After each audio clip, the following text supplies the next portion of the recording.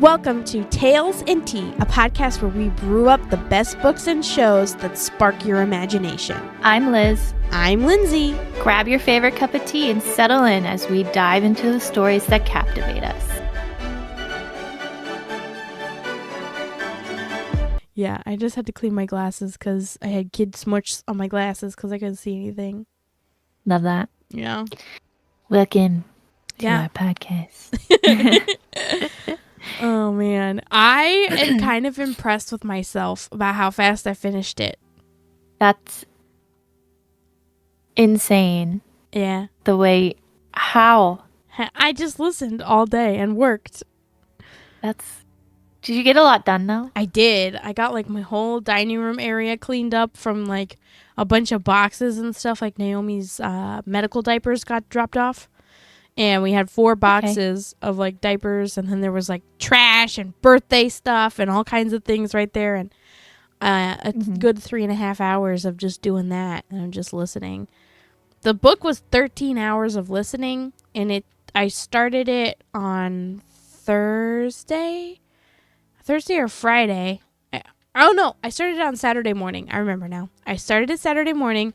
I listened pretty much all day Saturday. And then until like Saturday evening. I couldn't keep up with you. Yeah, it was crazy. I think I did like maybe 6 or 7 hours on Saturday. Yeah. And then I listened a little bit on Sunday, not a ton. And then I listened mostly like yesterday. And then I finished it today. Uh-huh. So 13 hours. That's crazy. It's not a small thing to do. I love that though. Yeah. We can talk about it so quick. We can, yeah. But we're going to do chapters 1 through 11 this time. Maybe we can see where we go. I don't want it too long though, because we still have like 2 other topics. Yes. You know? Yeah. And I was like, I want to save this book so you can read like the next one while we're talking about the first one. For real. Yeah, I'm probably going to go. I put the second one in my cart because I couldn't find it at the store. Are you going to read Crown of Midnight first and then Assassin's Blade? I believe, yeah, that's my plan. Yeah. I think that's the best order. I think that's what I'm going to do. I put Crown of Midnight in my cart, so I'm going to have it delivered to my house.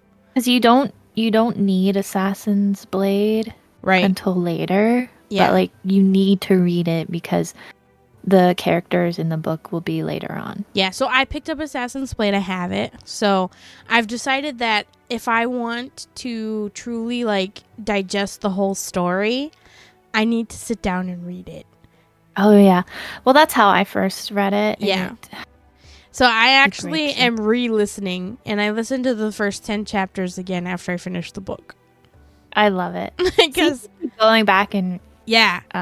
That's what I do sometimes. Because I was like, okay, wait a minute. We're going to talk about it. I need to like refresh myself. Yeah. I couldn't keep up with you. I tried redoing it and I was like, well, she's gone. Yeah. But yeah, I like it. I like the characters. I love the story. It was very good. I was going to ask, what is your first initial impression of the book? It's good. I like it. It's a very, like, straightforward book. Like, I didn't feel like I went on a whole bunch of, like, twists and turns. It's like a setup is what it feels like. Yeah, it feels like the first book in a series is what it feels like. It's the first book. Exactly, yeah. And do we want to go based on our questions that we have, or? So I wrote down my first initial impressions of, like, characters as they were popping up. Mm-hmm. So I have, like, my first initial impression. And we can discuss how we view those characters. And I'll try to go back to before I read the whole series. So go back to basic, just first book knowledge. Yeah, like you don't know anything. So my first impression of Selena was that she's very self-centered and very full of herself. Yes. But it was also like a justifiable way for her to behave because she was the best. Like there was no one else and they were all terrified of her. So, it's a survival skill is what I'm thinking. Yes, it's a self-preservation thing, like a coping mechanism almost is how I kind of gathered it. So that was my first impression of her. Then the next like faced character that we meet is KL, which it's kind of funny because as I was like listening to the story, the version of the audiobook I had is not the dramatized version, so it's narrated by one person. So it was just that person changing their voice for each character. And sometimes I was a little bit like, Wait, is this one of the guys? Yeah. And then I was confused sometimes because I'm like, which guy is? Wait, who said that? And then she would like clarify, like so and so is standing there. She's good at clarifying who talks. So my first impression maybe later on it'll be a little more difficult, but if you're gonna read them, they should be fine. Yeah, I think I'm gonna just read them. So my first impression of KL was he gave me Kristen Cole vibes from Who's that? From A House of the Dragon. Oh, the captain of the Knights Guard from Game of Thrones. Yeah. Okay. The King's Watch or whatever they're called. I can't remember the gold cloaks. Gold cloaks. Yeah, and he's like gets with Rhaenyra, remember? And then he's like, then he gets with Alicent later. And he's a total loser. But that's who I was envisioning in my head when they were talking about him and describing him. His brown hair, brown eyes. I'm like, okay, it's Kristen Cole. The rugged features of his face. His ruggedness, And then I wrote down like what Selena thought the first time she saw him, because she hears him speak and then she sees his face. Mm-hmm. And when she first hears him speak, she says that it was nice and cold. Those were the two descriptors that she used. Yeah. And I feel like that sums him up to a T. He is like, he's got some stuff. He has some issues going on. I mean, they all do. They really do, yeah. There's a lot of issues going on. Then I wrote down my first impression of Dorian was stupid and self-important. The princeling. Yeah. Definition through and through. He's very irritating at first. I was like, shut up every time he would talk. Dorian is like... Also his name. Ugh. You don't like the name Dorian? It's not manly. Really? It's not manly to me. I'm just like, Dorian, you dork. And then he turns out to be such a little charming guy. I was like, okay. A sweetheart through and through. He is. I can say that. I did write down that the incident with the Duke, when she first is in there, like, and she's chained and whatever, and the Duke, like, forces her to kneel, like, smashes her face into the floor. That was the first indication that Dorian was not going to be the antagonist. Right. To me. I was like, oh, he's not the bad guy. I got it. I got it. Yeah. The bad guy was made obvious. Duke Parrington.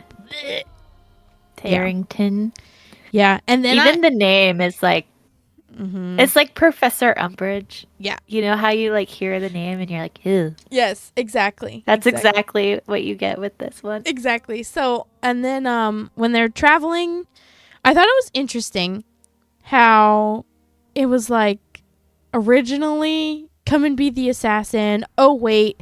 First you have to be, you have to beat all these other people to become the assassin for the king. Or the king's champion, whatever they're calling it. It's an assassin for the king. Stop trying to sugarcoat it.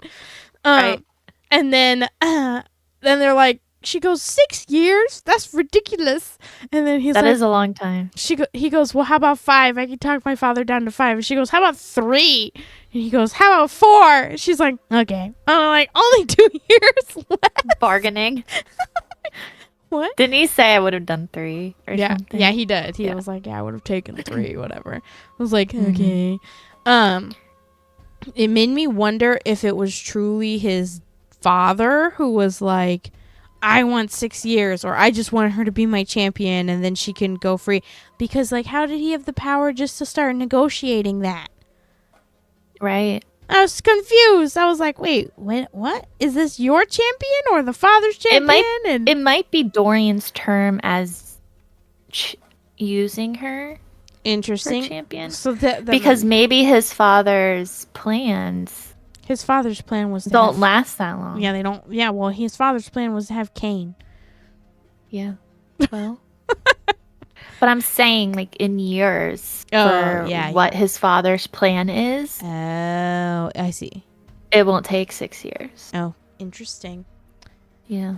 So, I thought that was crazy. It was kind of like, all right, Dorian showing a little political prowess there with some negotiations. Yep. He's not dumb, that's for sure. He's not dumb. My first impression was he's stupid, and then immediately after that, I was like, all right, maybe he's not stupid. Yeah. You just have to get over his name, apparently. Yeah, I do. I just don't see it. I think it suits him. I like KL, though. That's a cool name. Yeah. I don't like how it's spelled. It's very confusing. Kale. It looks like Cole. I know. Why not just call him Cole? Has to be different. Because he looks like Sir Kristen Cole, so he's Cole in my head. But I like KL. I like the pronunciation. Yeah.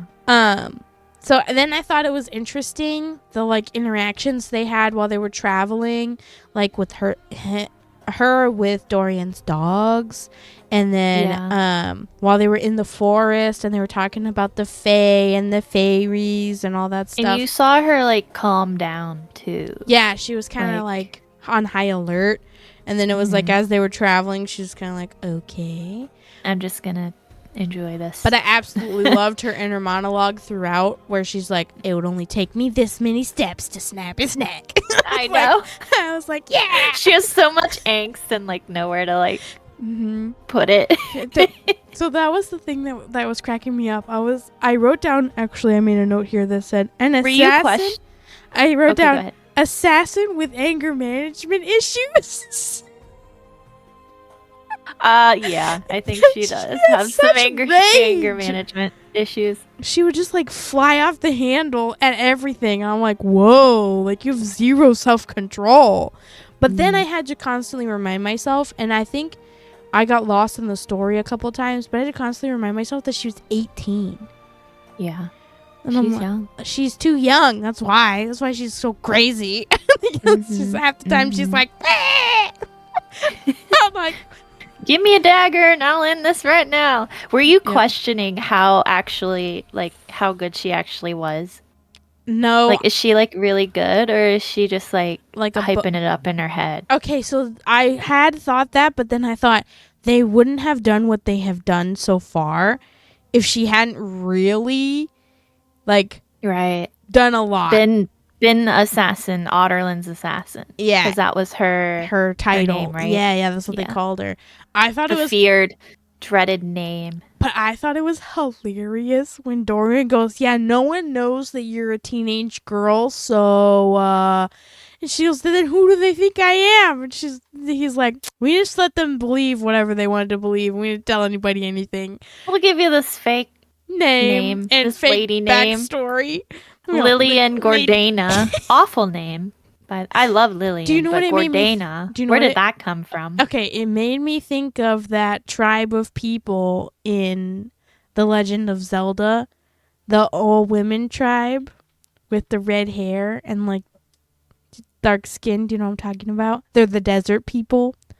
What's their names? Oh shoot, the Guerdo. They're Guerdo. The what? The Guerdo. Hold on, say it again. Guerdo. Remember Gandalf was born of one of those women, and she was too stunned to speak. I'm gonna say Gandalf, the bad guy in Legend of Zelda. I'm sending you a picture. Hang on. Gandalf was born from the Zelda women. What in the fantasy? To save Middle Earth. What in the fantasy hot pot is this? It's like people mixing up Star Wars and Star Trek. Gandalf. That killed me. Is that what I said at first? Yeah, you did. That's so funny. Ganondorf. Remember those? That's okay. Actually hilarious. What did you think of her escape from the mind? Dude. Or escape. I thought she would have gotten further. Really? But in the book, it says she wasn't really trying to escape, though. It's true, she wasn't. She didn't want to run away. And I think she had a good reason. You know, like the multiple times that she thought about escaping. And then when she explained to Cole, to Kale, just call him Cole. It's fine. Why she didn't escape. He's Cole now. She's like, I don't want to run for my whole life. Right. And it kind of becomes a theme throughout the whole thing where she's like, I'm doing this for my freedom. I'm not doing this for the prince. I'm not doing this for the king. I'm doing this for me. I want to be free. For herself. And like, which you can kind of see, she is selfish through this whole thing. She is the most selfish individual I've ever read about. Almost more selfish than Xaden Ryerson. The common characteristics between those two is uncanny. Selfish. It really is. Self-important. Hyping oneself up. Giant heads. So true. Where else are the similarities? Master of Shadows. Master of Shadows. Yeah. Likes black. It was funny. I was actually kind of surprised that she wore dresses. I thought it was going to be one of those books where the main character was like, I'm not like other girls. I don't wear dresses.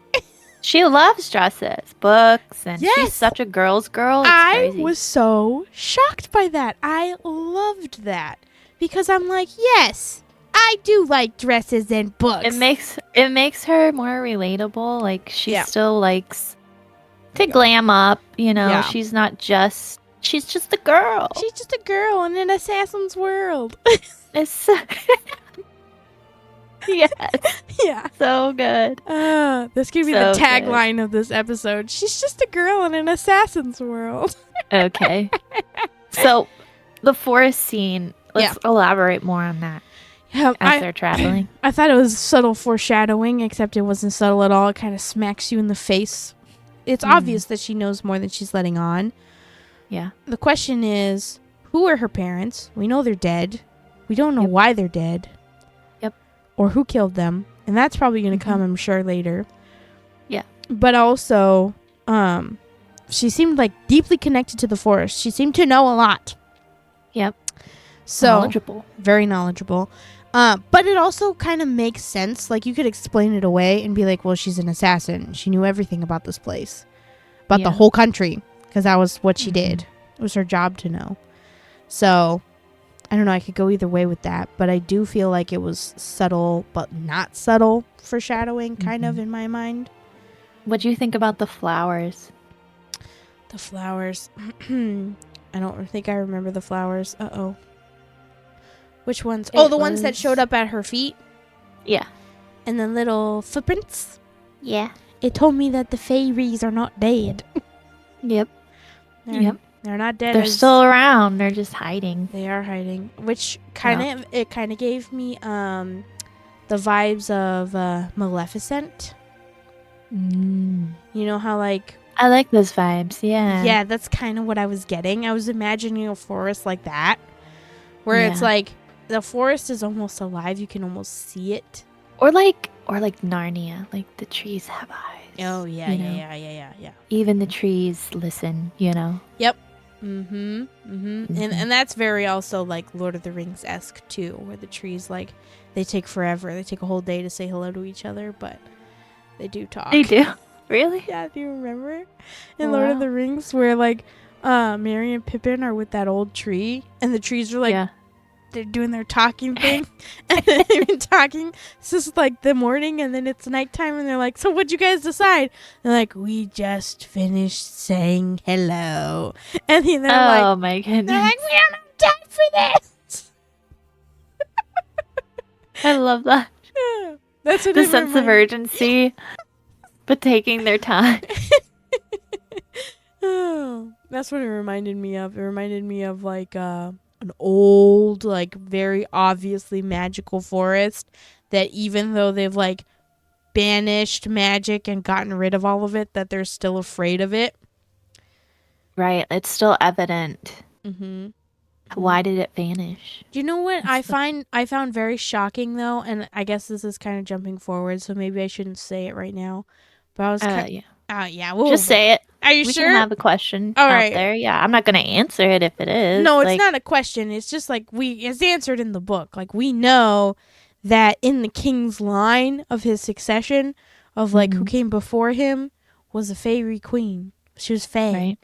And I was so confused. I was like, why would he, like, isn't he part fae? Or how far removed are they from that? There's magic, like, everywhere in this book. That's literally. But you gotta know where to look. Yeah, exactly. What did you think of the glass castle? It sounded, like, really pretty. But also it sounds, like, awful. Yeah, it does. It also sounds like, it was very symbolic because it was like built on top of the stone foundations and like parts of the old stone castle that used to be there before they conquered. And it was kind of like, oh, it's very symbolic. Like they came in and took this beautiful stone structure that had all this ornate detail and everything and like demolished part of it to build this ugly, hideous thing that they've like twisted the kingdom into, and he's like twisting all of the like continent basically into That's such a good depiction. That's kind of what I was getting from it. I was like, it's a symbol. The castle is a symbol of the ruins of what was, and what was built on top of those ruins is not good. It does not symbolize good. It's kind of ugly. Yeah. In a beautiful way. Yes, it's like a monument or an idol, whatever you want to call it, to the bad, to the ugly. Yeah. I just picture, I'm glad you got that. I never did. But it's a really good like thought on that because I always think of it as like something from the Wizard of Oz, like the green castle looking thing. Like it's just ugly. It's an eyesore. Yeah. It's just like, ugh. But I do like that. I have to sit with it a little bit. Yeah. Yeah. I like that depiction though because I definitely look at it a little different now and it totally fits. It's like because like she refuses to go into the glass portion of it. She doesn't want to be in the glass portion of the castle. And Dorian gives her rooms in the old part of the castle, which is important later, obviously. Yep. But like that old portion of the castle is like the forgotten portion. Like no one pays attention to it. No one knows anything about it. And they're just kind of like, whatever, it's there, but we don't really care. We're moving on. And that she'd be less inclined to meet all the other court tiers and less questions. It's a juxtaposition of the entire attitude of the whole kingdom. The whole kingdom just accepted him. They were just kind of like, what's done is done. No more magic, no more fae, no more nothing. We're moving on. Or they fled. Or they ran away. Or they're hiding. They're hiding. Which is a little thing about the castle, too. It's also hiding stuff. So.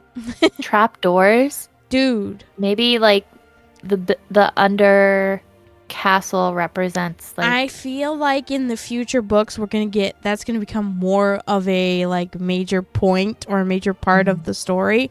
It's a major part of the story in this book, but I think it's going to become even more, like, she's probably going to explore more and start figuring out, because now the castle is going to be her home for 4 years.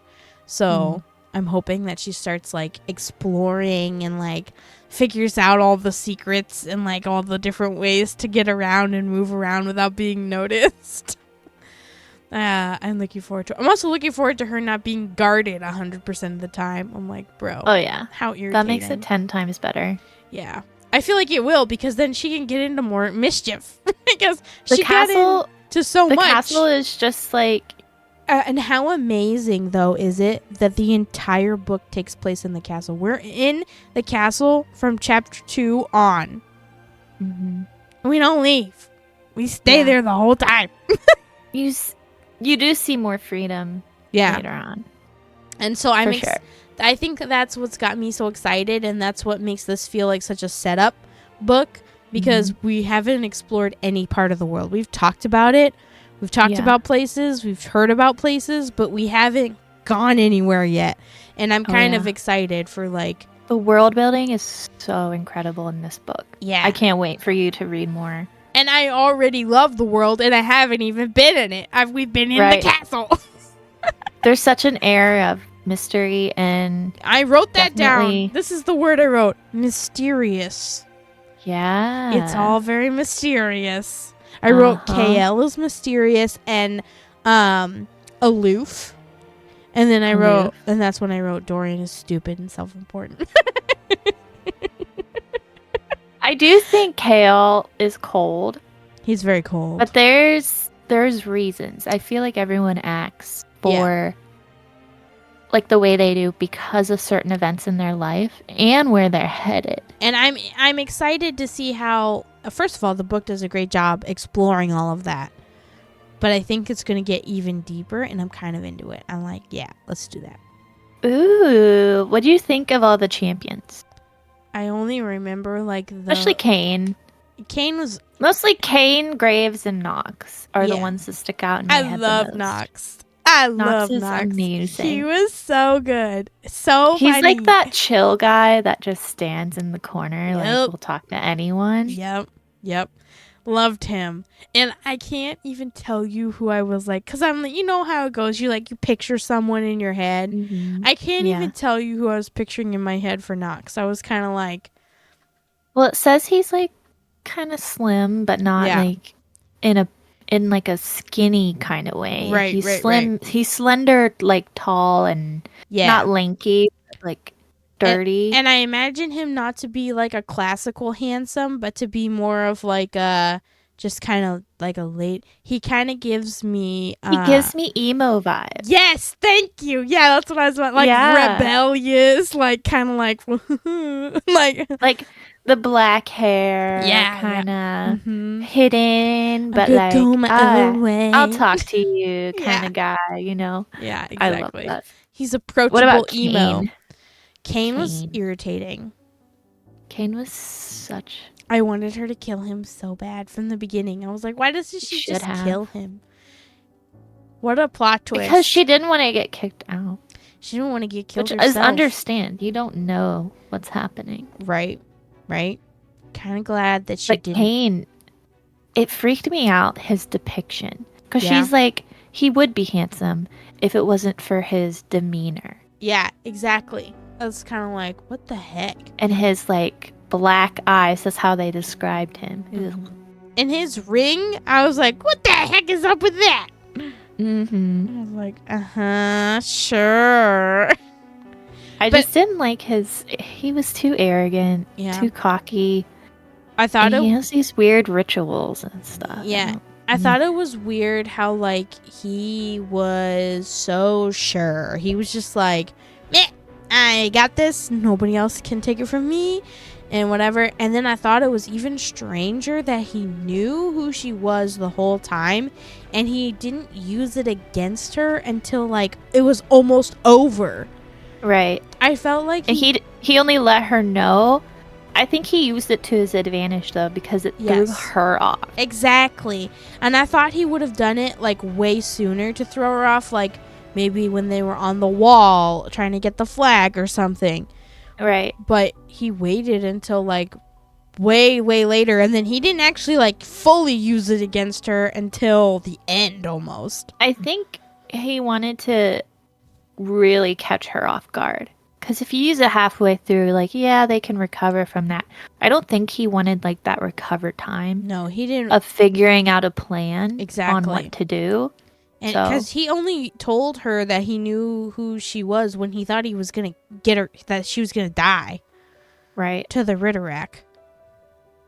That was creepy. That was creepy. Also, I thought it was kind of lame, honestly. I'm not going to lie to you. I thought it was kind of lame that the Ritterak comes and then she kills it in the next paragraph. I was kind of like, okay, well, never mind about that guy.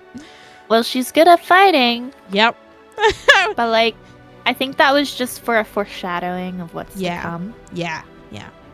So I And was it kind of definitely like gives you that like kind of jolt from like the story. right. And Because it you're was like, the oh first wait, time that maybe she's it's like, bigger than what we think. and also it it was is. the first time that she was actually like in physical danger, that she wasn't sure how she was gonna get out of it. Right. Yeah. The thing is creepy. Creepy. So I thought, yeah. And then the rest of the champions, I felt like, meh. The little kid assassin, I was sad that he left. I wanted him to be at the end. Taylor? Yeah. Is he the poison one? Yeah. I wanted him to Yeah. be at the end. But he was not. He wasn't ready. He's too little. But he did help with the poison test. I do in fact, hope that which he is comes later. back later in the books, because I think that would be cool. Yeah, maybe. Little Paylor. A little apprentice Paylor or something. I don't know. So, like, after you meet all the champions and they give you, like, a characteristic Yeah. pointing of who's there and Yep. who's going to be competing, we meet Nehemia. Okay, before we meet Nehemia, we meet Cartanin. Oh, yes, Cartanin. Do you know what I wrote down? Rampier. Do you know what I wrote down Double about name. Cartanin? Here's what I wrote down. Cartanin is the evil girl from Bridgerton with the blonde hair. Oh, genius.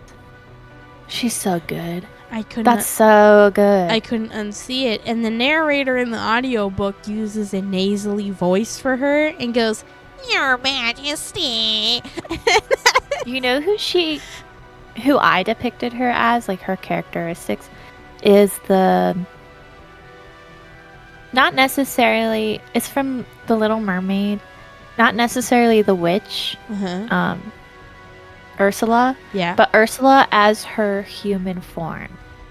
The black-haired girl. The black-haired girl, yeah. You know, she's like twisting things and like, you know what I trying to get into like. Yes. Yeah, but there. So is the girl from Bridgerton. She's like backstabbing everybody. So true, but she turned out to be okay. Okay, she gets a redemption arc. Doesn't Cartanin get a redemption arc? I really freaking hope so. This poor girl.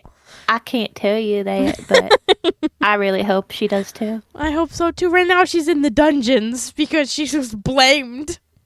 So, yes, Cartanin, she has a rough road ahead of her, I just have to tell you that. Yeah, it made me feel bad for her at the end, which is kind of why I was like, she's the girl from Bridgerton. Yeah. Yeah. Yeah. But, okay, so Nehemia. Yes. I wrote down Nehemia is a cool older sister who knows more than she'll ever tell you, but is always giving you little tidbits of information so that you'll think that she's cool and you'll stick around. That's a good one. That's what I wrote. I can see it.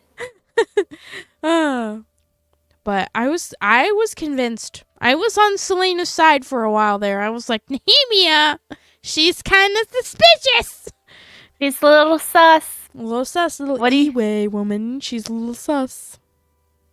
I love it how Selena can talk to her in her own language, though. Yes, I love that too. That was really great because it kind of gave her like solace in all of this, where she didn't have to like only confide in Dorian or Cole or her maid. She had this person who was also an outsider who she could relate to, they were on the same page about the king and the way the kingdom was being run and all this stuff. So just from like the first conversation of them meeting and her using the dialect of the slaves. Yes. I don't believe Nehemia thought she had slaves, because she obviously she's smart enough to know who is a courtier, you know, versus the vibes Selena was giving off. Because she even figured it out. Like, she didn't really, like, believe her that she was Lillian. Right. Because she was kind of like, okay. And then when she finally tells her, she's like, I knew it. She probably asked around or something. She probably has spies everywhere, too. Probably. She's a princess. She's there for a reason. She is the spy. Yeah. She's there to be the spy. To figure out how she can take him down from the inside.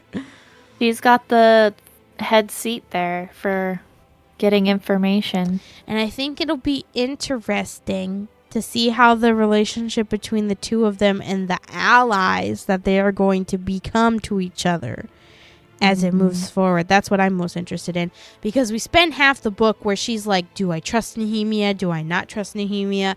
I feel like Nehemia's hiding something, which she was hiding something. So Selena's instincts were correct. But she which I don't think gets any better.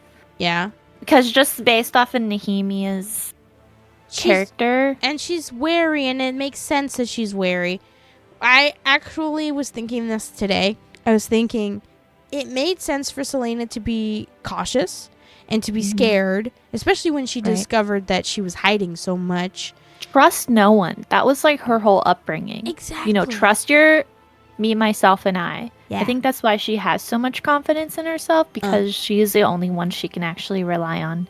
Yeah. At the moment. Exactly. So I thought that was great. And then I thought it was interesting how she had the right idea about not trusting Nehemia and that Nehemia was hiding something, but it was pointed in the wrong direction. And that's how she got taken off guard by Cain and everything that happened. And so I was kind of like, okay, but also Nehemia has her own reasons for being that way, and they're justifiable as well. So I was kind of like, wow, I see this from all the sides here. Everyone has secrets. Yep. But you just don't know what they are until you read further. Yeah, exactly. So, yeah, I like Nehemia. She's one of my favorite characters. Do you think I'm not going to feel that way later?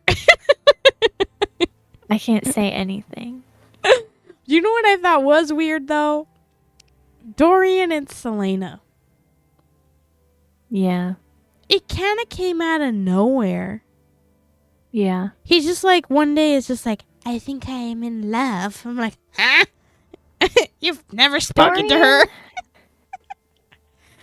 Dorian just needs love, actually. He needs that in his life, which I don't think he's ever really gotten. Yeah. Maybe. Like, as always, everyone asks him, like, there's a certain prioritized.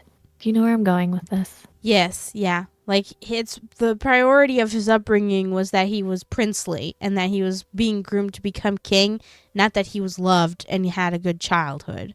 Right. Or that he understands relationships. There's that duty to step up in certain situations where someone at one time or another needs him for something, and like Selena doesn't really need him. Yeah. Just got him, like she already used him to get out of the mines. Yeah. Basically. Yeah. Especially like, because he says there's an interaction with Dorian and his mother where she goes, don't tell me that you want to marry for love. Yeah. And he's like, not saying I do, but also not saying I don't. Like, you know? And it was kind of interesting. And then I thought he gave up really easy. He was just kind of like, okay, and I'll back away now and whatever. And I was kind of like, he's a young man. He is. I don't think he realizes what his own emotions are. Truly. I agree with that. Because I feel like he mixes up a lot. And we see that character growth through the series get better. Yeah. I'm excited. I'm excited for more character development to come for him. He had a Lots of character development. He had a lot of character development, especially even in this book alone. Right. You can see it. Exactly. This is kind of becoming a whole book overview and not necessarily just the chapters that we said, because I have read the whole book. So. Yeah. I mean, we can still go into more detail later. Yeah, with the later chapters, I agree. Yeah. Yeah. But I was going to say the thing I liked most was I liked that there was a little bit of enemies to lovers, but I also love the triangle. I'm here for it. I am here for the Selena, Dorian, Cole triangle. It was kind of like, oh, interesting. What kind of trope are you into? No, not like that. I just thought it was interesting. I'm kidding. It's like, oh yeah, like pick which one you'd rather have, because she's enemies. Like Cole is very set on like, you are evil, you're bad. Yeah. I will never Yeah. be your friend. I will never be on your side. I'm just doing what my job is, and I'm here for the work. And by the end, that's not what he was saying. That's not how he was feeling. He's very emotionally invested in her. And then you have Dorian, who's like, you're like a new toy. You're like a new person here who's not like the rest of these people who are so dumb, and I don't want to be around them, and whatever. Which changes throughout the book as well. His views on how he sees people. Yeah. It definitely gets more sensitive. No matter what their rank is, I feel like he was around more nobility, but like I feel like his awareness is starting to expand.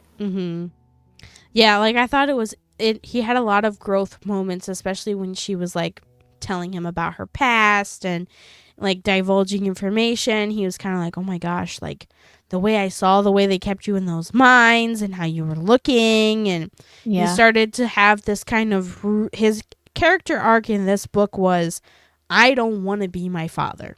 I don't want to be what we've been doing. It's wrong. It's not okay.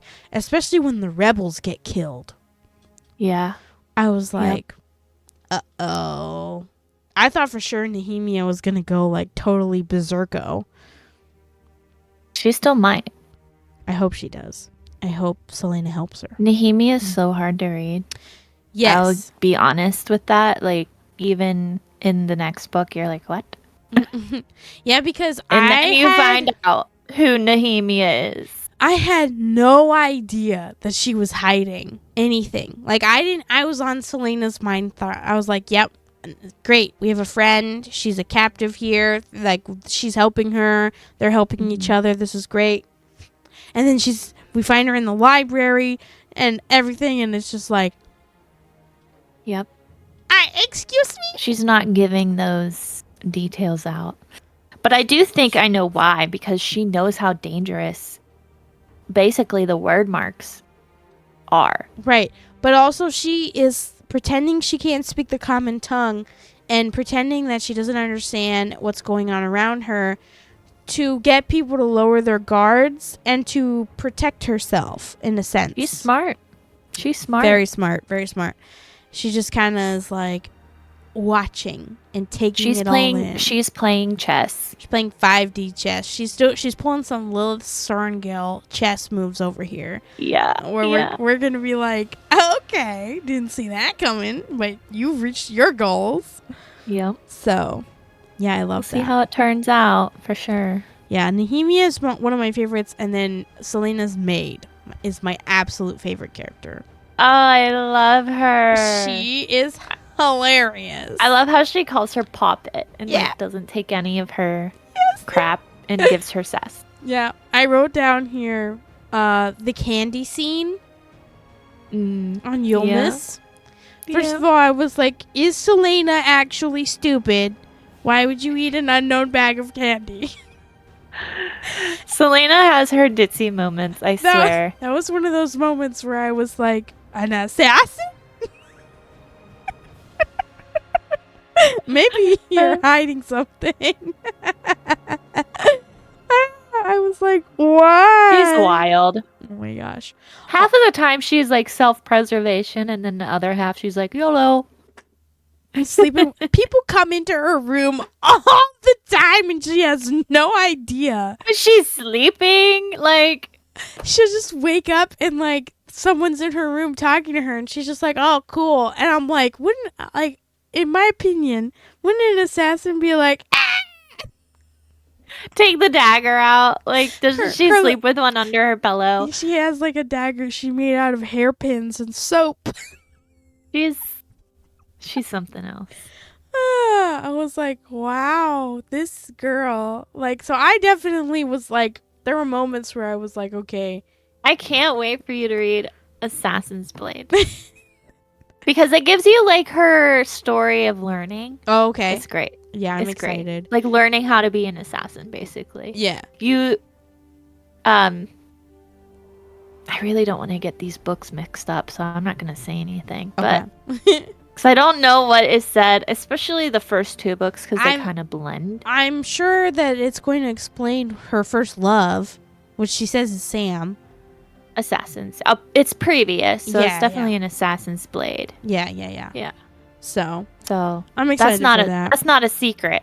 Yes. Though. But you get to see the whole story of how it went down. Yes. Yeah. And more. It's such a good book. It's Yeah. kind of like a whole bunch of mini series in one book. Yeah. When I was at the bookstore, we have a local bookstore. It's called Holly's, and so Holly runs it. So I was talking to her, and I was telling her, I just started Throne of Glass. What do you have? And so she showed me. She had all of them except for Crown of Midnight and Throne of Glass. Of course. I was like, well, I have Throne of Glass on audio. I need Crown of Midnight and Assassin's Blade. She's like, here's Assassin's Blade. And then she was telling me, she's like, oh, like all the stories are like in there and whatever. And I was like, oh, okay, I'm excited. Has she read them?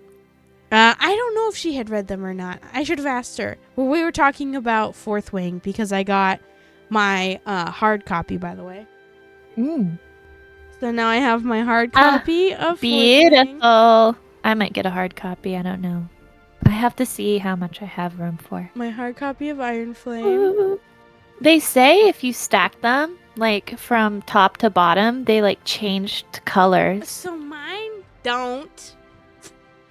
Where's your Onyx? They're kind of like Storm. Different colors. No, you need your Onyx Storm as well. Yeah, I have them. Hang on. So put them like on top of each other and put the Onyx Storm at the bottom. Storm Deluxe Edition. It's so beautiful. Yeah, it's very pretty. I love it very much. But yes, Onyx Storm and Iron Flame do, but not my Fourth Wing. So like if Fourth Wing's too hard to hold up, take your Iron Flame and then put it on top of the Onyx Storm and see how it like changes. Yeah. Hang on. Into the black. See? Oh, yeah. It's amazing. It's amazing. So then we know that the next book is going to be silver. Yeah. Even though she still hasn't started writing it yet. Did you know there's supposed to be 5 actually? Really? Yeah. That's exciting. Too much story to fit in another book. We need 2 more. Exactly. So she's going to write whatever comes after Onyx Storm and then another one. I'm questioning how she comes up with the names. I don't know. She's kind of crazy with her naming. I love it. It's time for What's on My Pad. What's on my pad? This is where we talk about the Wattpad book that we're reading. And right now we are reading my sister's book that she is writing, The Last Prince of Cartanin. You can check it out on Wattpad. She also has the audio version on YouTube. I'll put that in the description for you guys to check out. We are on chapter 8. Which, since Liz and I read it, she's revised it a little, so it's changed. This is the first draft of the book. She's rewriting it. We're helping her with some feedback. And so she sends us questions every week to give back to her about the chapter. So, yes. Because I thought it was great. It starts out with the party. Duke Saber's traveling party arrives at the Isles. And he's showing Elowen and Lana to their rooms. Duke Saber. Do not like Duke Saber. So the first question actually is, how do you perceive Duke Saber's and Elowen's interaction? It was a little cold. There's not much interaction. It was a little cold, if you ask me. She brushes past him and doesn't like. She's just like, oh, thanks. It's lovely. I love it. And he's like, here you go. Yeah. This is due to you. Have fun. Yeah. There's no feelings at all in this scene. Yeah. So she's definitely more materialistic. For sure. She's so dumb. She's such a bubblehead.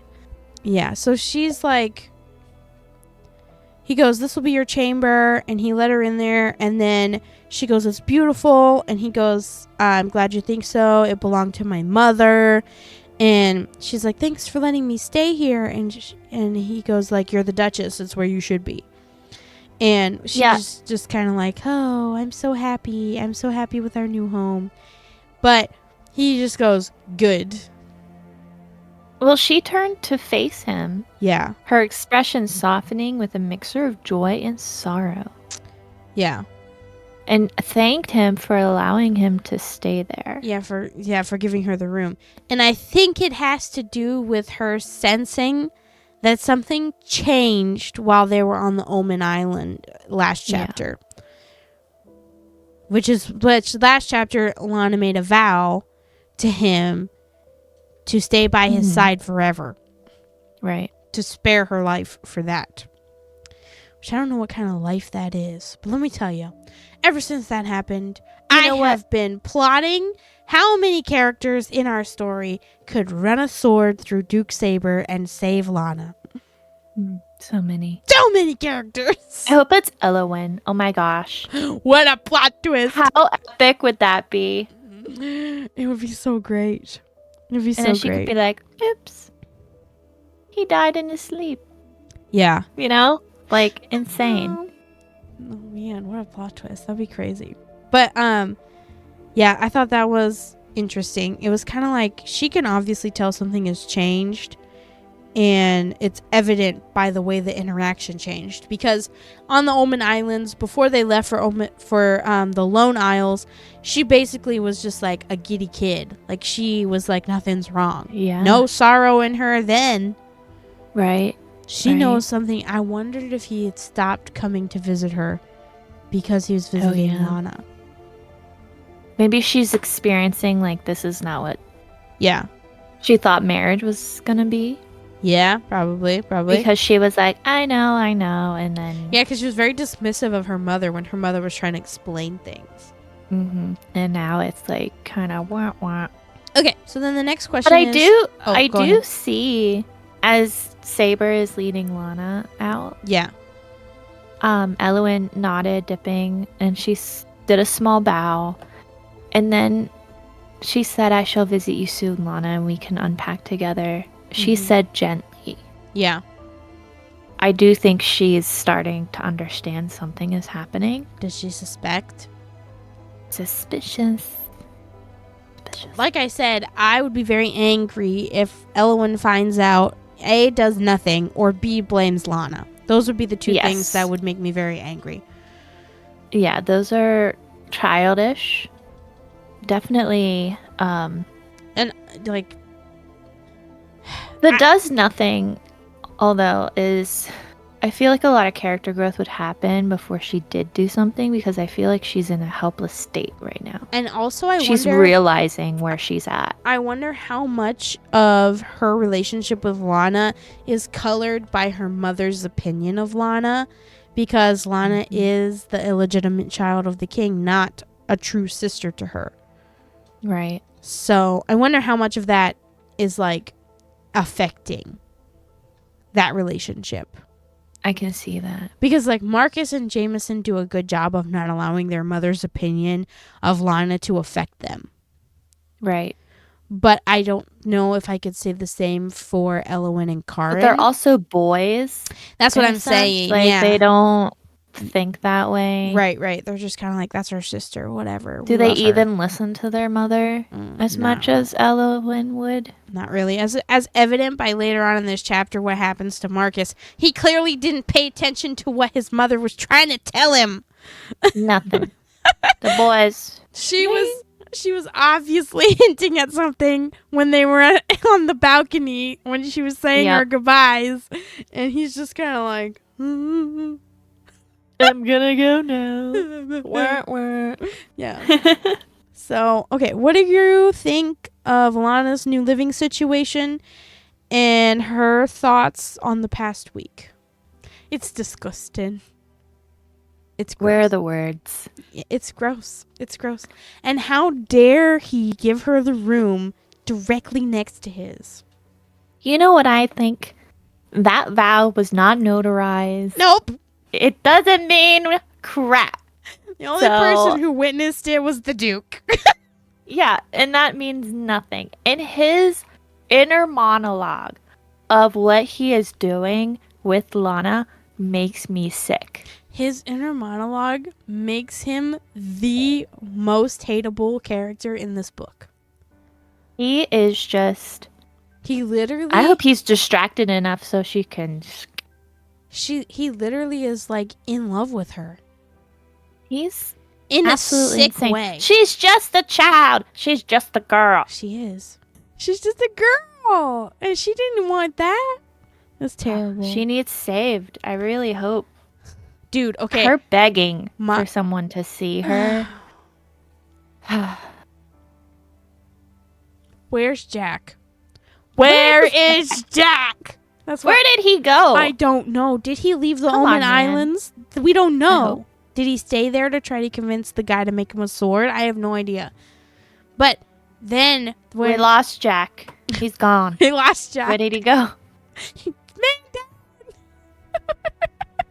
Okay, so then my question is, where it ends off with them, they're getting raided. The island has been raided. Who and what do you think that could be about? Karma, yeah, but also remember how you thought that the stranger in the brothel was a raider? Yes. Maybe it's Riesling. Do you think he's coming to get her? Why would he go for a random girl, though? Because he wanted They only her. talked for like 5 seconds. Yeah, well, that would be very romantic, wouldn't it? How much pull can Lana have over a stranger? How much pull can Lana have over all the men in this story? That's not very believable. Unless he like tailed her and saw what was happening. Either that, Does or he have if spies? Jack knows and then Jack tells him. Maybe Jack's working with the Raiders. I kind of wondered the same thing. That's kind of where my mind went. Because before, he's like, do you know him? And he's like, yeah. Yep. So, that's what I'm saying. I hope he comes to, like, do something. Well, the Duke needs I need out of to there. know if anyone on these Raider ships has a pearl earring. That's what I need to know. With flowing locks of hair. We need to know if Fabio is on these boats. Fabio, come rescue your girl. That's what we need to know. Oh, man. It took one look, literally. Okay. It's true. 5 minutes in a brothel with her hood up. Okay. What do you think of Marcus's assumptions of Thornwick? He thinks it's in ruins, is what he thinks. He thinks he's going to an outpost in the middle of nowhere. He called it barren lands. Yeah, he did. A cruel punishment. Yep. To be sent there. Yep. So he definitely doesn't look highly on the situation. Of course we knew that because he's I think he's whining kid the whole time. Once again, I believe him to be whining like a baby. Yep. I think he's crying and whining about being sent away and not having, like, it's gonna not be a great city and not have any life there, according to him. Mm-hmm. What do you think about, like, the travel they had to do? I think that was before we got to the islands, actually. Yeah, it was in the snow where the carriage gets stuck and then they have to go on horseback. I don't think his skin is thick enough for the snow. No, he's definitely not ready. And then he actually ends up in a different town first before he gets to Thornwick. Juleston, which is where his mother is from and where his mother's family is. That was really cool to see. Yeah. Her side of the family. Exactly. Okay, so, there was one more question about Duke and Lana before we go to family dinner. How do you perceive... Well, we kind of talked about this a little bit, but I think we need to have a little conversation about how the Duke and Lana perceive each other. Because we kind of touched on it a little bit. We said that Duke Saber's... He's nasty. He's obsessive. He's, like, obsessed. Yeah. And it's kind of... It's very gross. Ugh. It's uncomfortable. In his mind, he thinks it's genuine. He does. And He's a freaking psycho because he held a knife to her throat and made her say it, and now he's like, I can't believe she's mine. and she's You got forced her into this. she has such power over me. I'm like, give me a break, bro. You're delusional. Welcome to Delulu land of Duke Saber. Like, he has issues. Yep. I wonder if he was abused. Are we gonna find that out later? Maybe. He's got some trauma we gotta unpack. He can't have a redemption arc. I will not allow it. Well, it is. If you think of real life, like, that's how things happen. Like, True. abused turn abuser. It's a sad way of thinking. Not all the time, but more does than happen. likely that's how it happens. Yeah. Yep. Because the trauma and the warped sense of what is. I think you've got Duke Saber perceiving Lana as an object to possess that he believes is his now by right. And then you've got Lana who feels like she's being held captive by an actual monster. And she would not And be she's wrong. silently screaming for help. Yeah. Pleading with begging eyes at everyone who's around her. And I'm kind of wondering if she's like afraid to let her sister know, or like I think Elowen's catching on. I think so too. I think she senses it because she knows when Lana's relaxed. I feel like they would know a lot about each other. They might not be close, but they actually know when each other's vibe is off. I kind of need that. I need Elowen and Lana's relationship fleshed out a little bit. I need to know, where do they stand with each other? Yeah. And the ambiguity of their relationship opens us up to all this speculation, because you're like, how will she react? And where they stand in their relationship is going to inform that. So it's making me think that they are a little closer because of how Elowen is talking to her in this scene. She's also been sent as her companion, so it's kind of like, why would you send someone close, if they're not she wouldn't close? Be going with her. Yeah, that's what I was thinking. Yeah. So we'll see. We need to know. We need to know. Chapter 9, please. We need to know. Come along. We need to see a sister moment. We need a sister. A girl's moment. We need a girl talk so we can figure out where. We need a pulse on this girl talk, please. Okay. Thoughts on the family dinner scene that ends out our chapter. New people. Yeah. Some old people, too. Yeah. Yeah, we see Tiana again. I love her. Tiana. She's absolutely one of my favorite characters in the whole book. She's so grounded. So beautiful. Love her. But we have the uncle, Lord Walter. Dude, yeah. He's cool. I like him. He seems very welcoming. Yeah, Walter. And warm. It says that. He has a welcome smile on his face. As he and he's got the same hair as the queen. A warm voice. Yeah, I love it. He sounds like a hug. It sounds like how you would feel if you rode up to a castle after riding in deep snow all day and your uncle was there like, come in. Yeah, Or he had someone had warm soup to give you and you're like, I need this, you know? Yeah, literally. And then he's like, come on in. And then he tells him that the winter is going to be even worse than Thornwick. I think we see the first vibe of the north here. Yes. It might be a little slower, more calculated, warmer, even though it's in the most frigid part of the country. I also think there's a culture shift that's obvious. That's very obvious. They're kind of more laid back. There's less pompously, I guess. I don't know what the word would be. It gives country vibes. Yeah. Instead of city vibes. It gives that magic and seers are illegal, except up here no one cares. Exactly. Is what it gives. And we get into that later from his mother's letter. Yeah, which I thought was skillful 5D chess from Queen Helena right there to write a letter to her own father that's actually a letter to her son.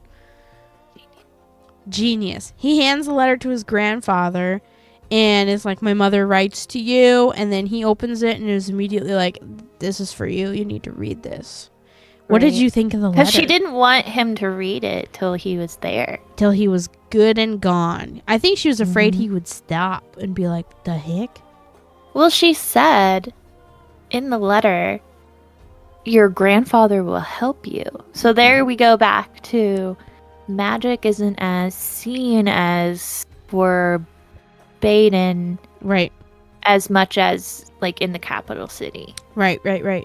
So I feel like one of my theories from the last chapter was just blown to shreds. Seth is 100% related to Marcus, but I don't think it's his dad. I think you were correct. Thank God. Because I was not seeing that. I actually think that Seth is his grandfather's brother. Or another son, the queen's brother. Could be. Either way, I think that's how it is. Because they say in this chapter that the grandfather doesn't say anything and he's wearing all black because he's mourning a death in the family. And Marcus goes, who died? I didn't know anybody died. Right. Ah, yeah. And they just go, Tiana just says, a family member. And he goes, yes, but who? I'm questioning, too, how the grandfather helped the seer. Does the grandfather have stuff as well it sounds he can do? Okay, and then I thought, okay, well, if Seth and Helena are related, is Helena a seer? Yeah. Like, I have no Like, did idea. she actually go to the seer to know things? Or did she just visit because it was family? Was she learning from him? Yeah. In her letter, she because tells she him, always kind of knew things. Like, oh, no, that's not how it'll happen. Right. She says, I'm sorry that I wasn't able to tell you this. Seth foretold your seer nature years ago, but I never spoke of it. Your father would have never allowed such a thing. Now that you are safe, it's time for you to know who you truly are. You are a seer. Your grandfather will help you come to terms with it as he did with Seth. I praying blessings upon you as you reach your journey's end. Literally, I was like, oh. And I feel a seer, which explains his dreams. That's so true. That's why he kept having those dreams. This family interaction is so much more welcoming and warmer. And, like, you can actually see that they care. Yeah. Than, like, in the capital. His cousins are at the table with them, like the uncle's son and Tiana. And you see all of them intently staring at him while he's reading this and understanding it. They're worried. Yep. They're there. They, like, show up. Yep. Yeah. And I think it's a different dynamic than Marcus will be used to. And I'm kind of excited to see how he's going to grow in that kind of atmosphere versus, like, oh, you're kind of on your own, penciling kind of. Yeah, because if you, like, look at it compared to the dinner, not the dinner, the breakfast scene with the king and the queen and Uncle Jack, totally different vibes. There wasn't any emotion. Yeah. It was like, you're here to eat, banter a little bit, very business-like. Yep. This is family. Yeah, and it feels like it. Right. And even though the grandfather barely says anything and is very cold, actually, towards Marcus, it doesn't matter because it's overshadowed by this loving uncle and these cousins who are super duper invested. Well, I think the grandfather, like we said, he's in mourning, so there's a lot of emotions playing. Yeah. And I think his grandfather is just observing who Marcus's is, because I don't think Marcus is around this family very much, so the grandfather is getting a sense of who he is. Mm-hmm. to best help him. Yeah. You know, not in a judgmental way, but he is kind of judging him, being like, who is he? What will he need? Where will he need to grow? Yeah. Yeah, I thought Can he survive the North? And I think it's going to be the arc that he needs to develop his character to stop being a sniveling little wimp. Yes. Yeah, I think that's going to be great for him. What did you think about his grandfather drugging him? Yeah. I'm not sure. We just got done talking about how warm and family this feels, and then his grandfather drugs him. I think he wanted him to, like, not go crazy. Yeah. Or maybe the grandfather's like, not today. I'm not ready for this. You better sit yourself down. He goes, take a drink, boy. That's like one of the only things he says. Yeah. And then the Duke is like, don't try to understand all of it. Like, just take a drink. You'll be fine, whatever. And he takes a drink, and then he's like, his shirt is like strangling him, is what he says it feels like. Well, after he read the letter, it says his fingers tremble and he let the letter fall on the table. His breath's uneven, the words burned in his mind. So he's starting to freak out. And I'm questioning, since he is a seer, what else is he capable of? What kind of powers do the seers have? Are they afraid of him? Yeah. That's what I was wondering. I thought, like, he has no control yet? Right. Can he do anything? Or is it just... what are purely dreams and seeing the future, like visions? What are the reasons you would drug someone? Because you are scared of them, you need to control them, you need to subdue them, whatever. So I'm like, what is he actually capable of? Are we gonna have a training arc? It's very that anime would be of nice. them. I would like to see that. I think that's where we're headed with grandfather. Like, if he stayed in Juleston for a little bit, I wouldn't mind having more of this interaction with this side of the family. Yes, and also I just feel like it'll be good for Marcus in the long run. Right. Yeah. And does the family all know, or does the grandfather just know what's on the letter? Is the grandfather the only one that knows? I was wondering the same thing, and I also wondered if, like, Seth saw that this was going to happen. Yeah. And maybe he told the grandfather. Like, he's going to come Got to a message to him. Yeah. This is how it's going to play out. You better do this or something. And does the grandfather know that Marcus is the one who killed Seth? Because if not, what happens when the grandfather Because the queen doesn't know. She doesn't. Does she? We don't think she knows. As far as we know, she doesn't know. Does she know? She didn't seem like she knew when she was saying goodbye to him. I know the king didn't tell her. Yeah, and the king is, like, mad about the fact that she's so sad about his death, so... Yeah. His uncle, Walter, said it's time you knew the truth. So I do think that they do know. I think the whole family knows, which is kind of sad. And if Marcus is, because of his mother, that means any of the others, except for Lana, could also be. They could have remnants of it. Pieces, parts. Well, Lana's not the queen's. That's what I said. Anybody except for Lana. Yeah. So Jameson. That'd be cool, though. Elwyn, Karin. So cool. Interesting. Yeah. So that's where the chapter leaves off, and that's the last of the questions. I'm excited to see where this goes. Me too. For sure. The story is just getting started. Mm-hmm. Truly. So let's move on to a story that's well underway. How about some solo leveling? Woo! Oh my goodness. So much happened in this episode. Did this episode feel longer to you? Because it didn't to me. No. Absolutely not. Is it supposed to be? No, it's not longer. It was rumored to be longer. I don't know when are they supposed to start getting longer? So it was rumored that this one was going to be longer, but the only thing that's truly confirmed is that it's a 2-part, 1-hour finale. Gotcha. But I like this. I was not expecting the the night thing to be a girl and join him. That was a twist, was it not?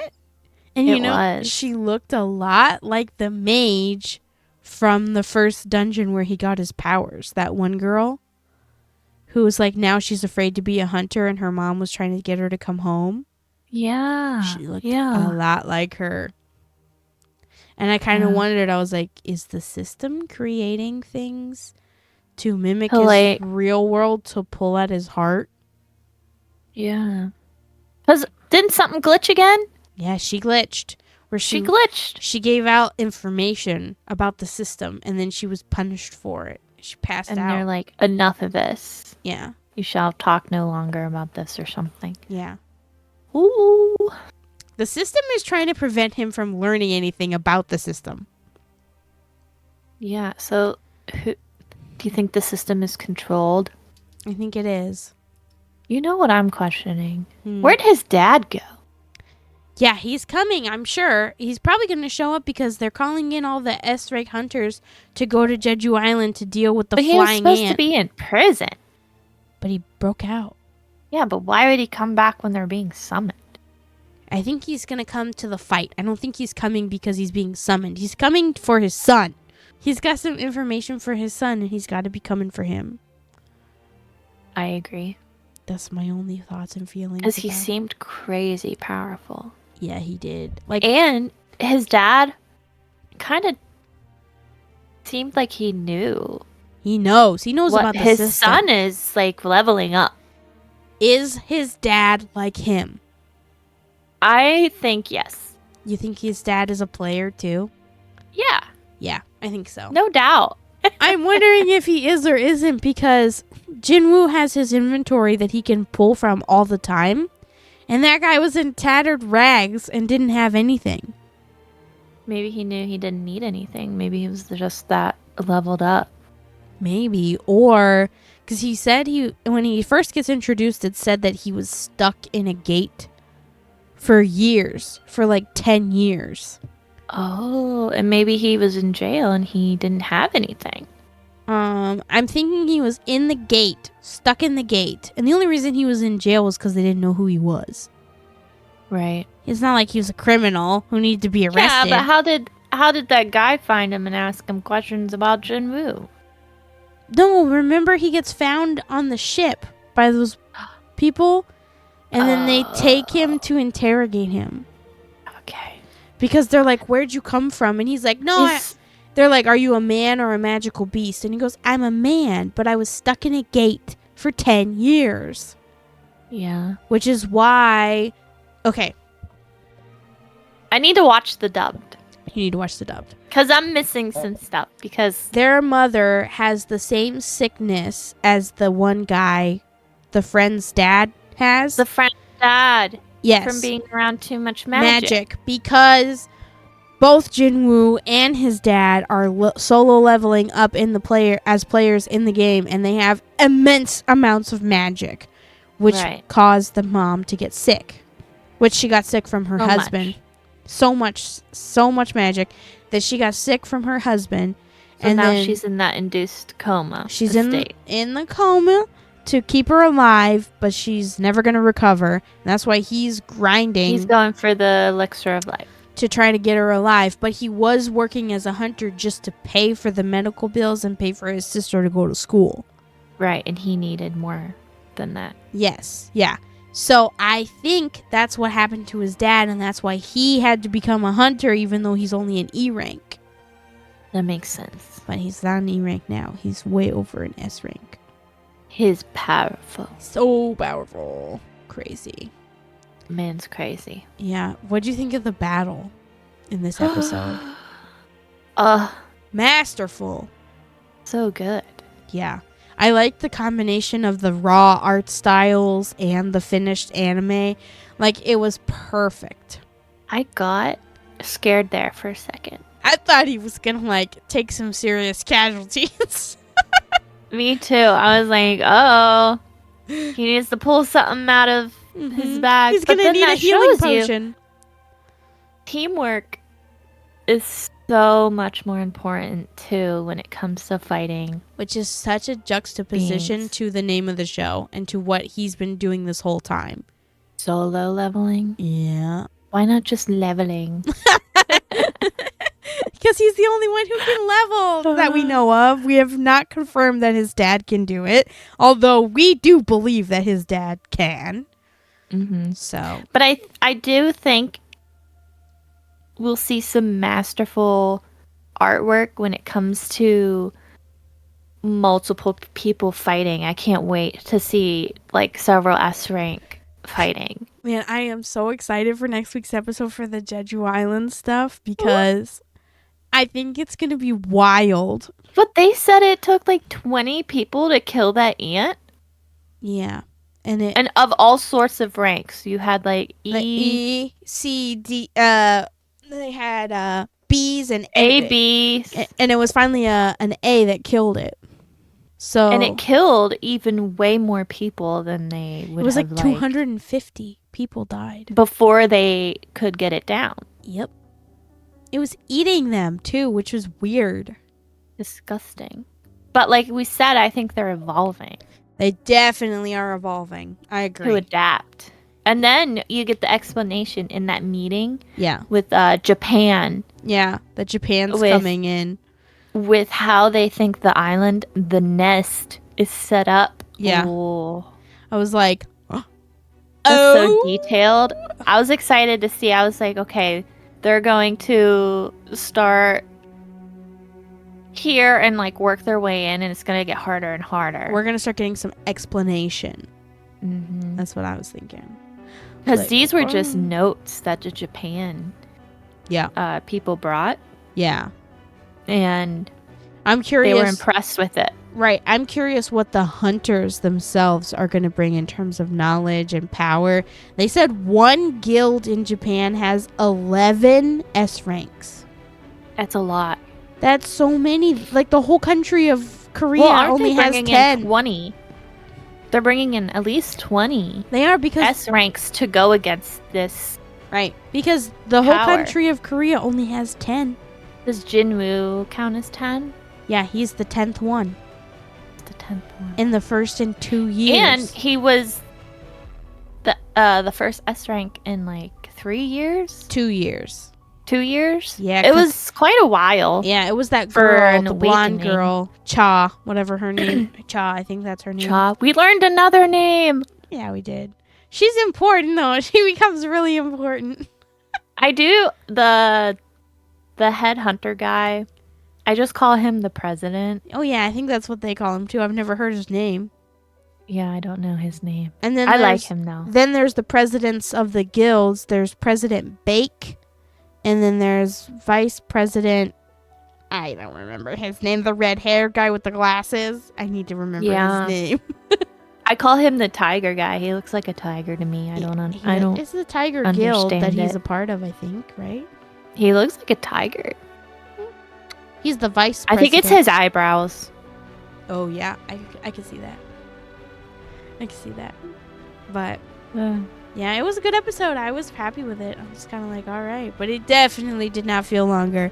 These episodes are like, they're so fast. I want to see more of him and, who's that girl? Chu?